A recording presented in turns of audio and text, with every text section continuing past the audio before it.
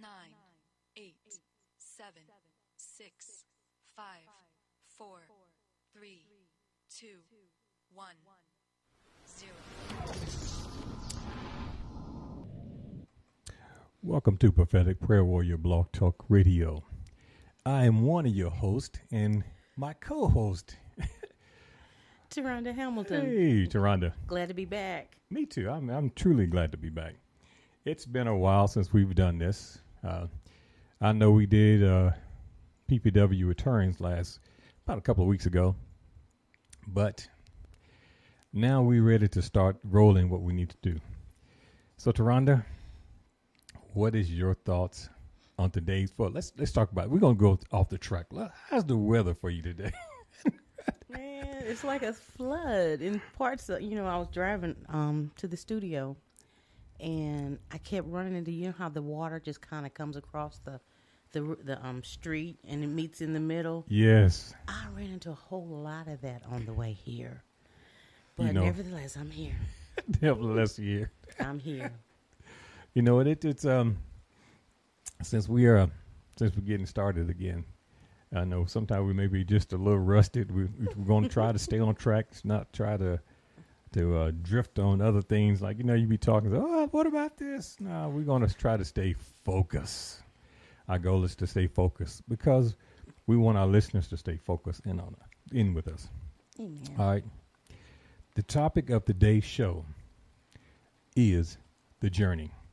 I know last time I posted up all the stuff that we're going to talk about. I'm thinking that we should take the journey about it's probably going to take us about maybe two or three shows to go through. And the reason why I say that is because I want to bring in all the different characters of the Bible who went on a journey. Oh. So as I was sitting and writing this down, I started with Adam. I said, okay, you go Adam, then you have Abraham. You go Abraham, then you have Moses. Then I'm missing somebody, Noah, Enoch. Okay. So these are the first one. Yeah. Major players in Scripture. Okay. The ones that took the first journey. All right. But before we get started, I want to give you the definition of what Webster says journey means. Okay.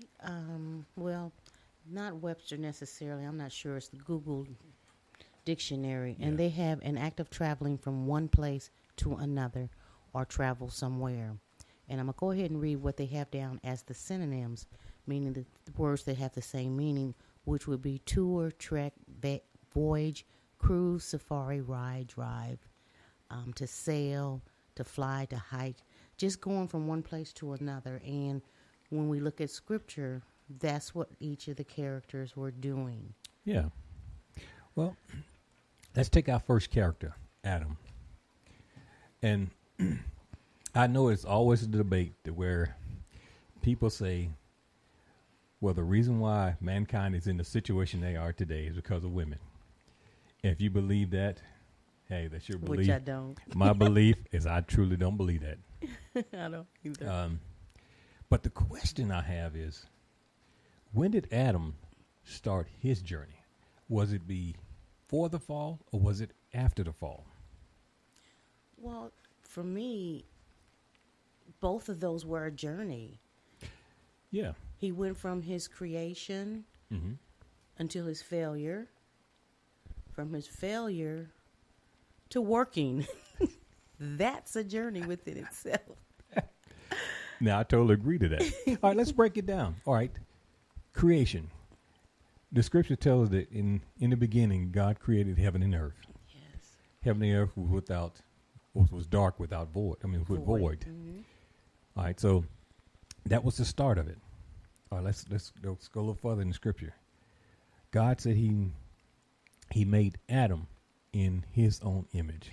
Which is the beginning of our broadcast, Adam's journey. Yeah. That's our story for today. Yep. Okay. All right, Adam, God created him, made him, gave him dominion over the land, the sea, the air, and all animals in creation. All right. That's the beginning of mankind. That's creation. And I don't have I have a thought, but I don't know where it's going. But if that was his journey and God created everything and said it was good, what did Adam have to do? My point exactly. So would that be his journey, or would that be? It's almost like a child being birthed. A child doesn't have to do anything. He just sit and he's fed, he's clothed. The parent does everything. Right. And that's what Adam was. He was a child that knew nothing, but yet God was teaching him. But then God said, "Okay." I was gonna make it kind of ghetto a little bit. Hey, dude, you rode around here by yourself. Let me give you somebody to give you a hand. So he said, "Oh, wait, poof, I'm going to put you to sleep, and we're going to take a rib from you. Not just a rib, but not just a plain rib, but the rib. Okay. We're going to take this rib, and we're going to make you a helpmate, a woman who can guide you, a woman who can mold you into what I'm looking for." Because, men think that they could do everything by themselves. But I'm gonna hip you to you, brothers. Every successful man, if you look back in history of time, there was always a woman behind them, somewhere, molding them, encouraging them, and pushing them. Kim, for either good reasons or bad. Yes. Because when you look at what's her name? When you look at I can't think of it. I know I see her. I hear the name. I can't speak it. I don't know what it is. But anyway, in the bad, she influenced her husband in the wrong way. Jezebel.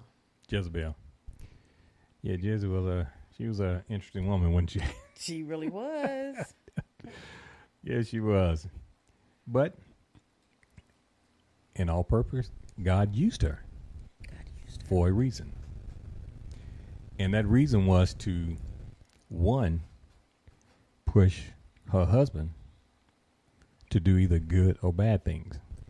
Well, she pushed him to do a lot of evil things. I mean, he's sitting around the house moping because he couldn't buy the land that he wanted.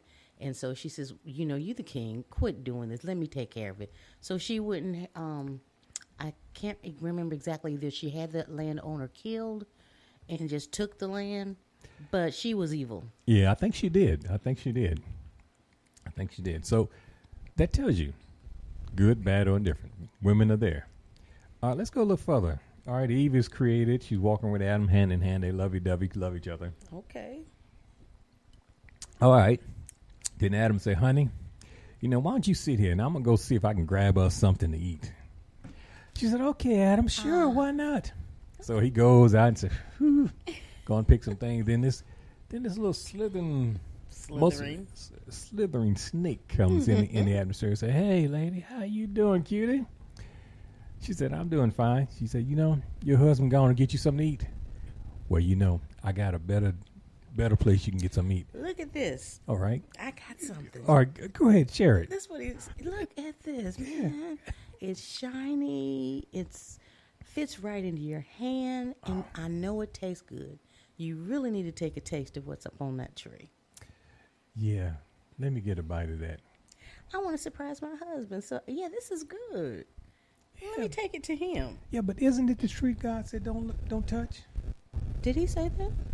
I don't recall. I thought he did. He may have told my husband, but I'm not quite sure. So let's take a look. Let's take a look. All right, I bite it, gave a little bit to myself. Oh, here's my husband. He's coming back now. "Honey, try this." He said, "Actually, where'd you get this from?" "From that tree. The serpent gave it to me. He said it was good." He said, "All right, I'll try it." All right. Anything for you, babe. Yeah. So he tries it. Then all of a sudden, life as he knew it changed. Another journey. So, Adam, when life changed for him, he knew that he wasn't clothed. He knew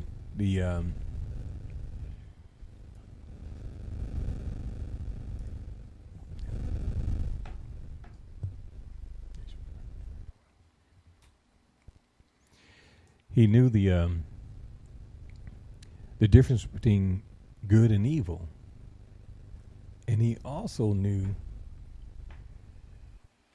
that he had the same characteristics as God. His eyes were open. Exactly. Exactly. So, when the question still stands, when did Adam start his journey?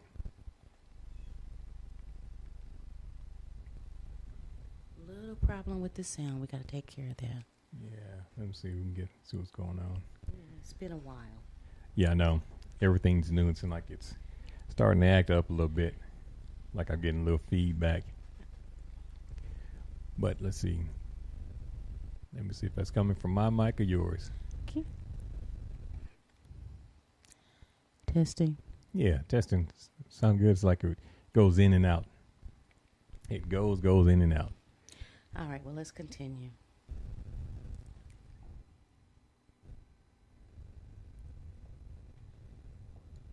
All right. So Adam, eyes have been open. His wife gave him a bite of a fruit that was forbidden for him to eat.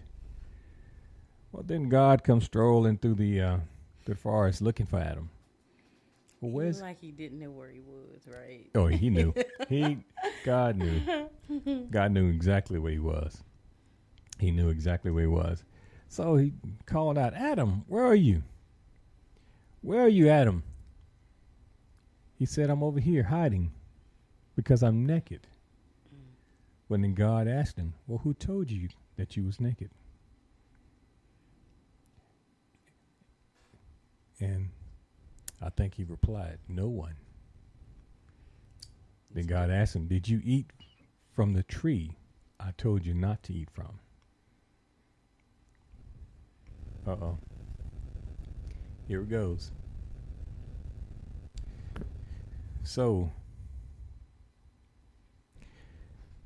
he told God, yes. So now, when this happened, Adam's journey truly began. So, the question stands. Did he take it when he was created? Was his journey started when he created or after? You know, before, everything was good. He had no worries. He didn't have anything. He didn't know good or evil. He was like a child. But when he stepped out of God's boundaries, he realized that he had to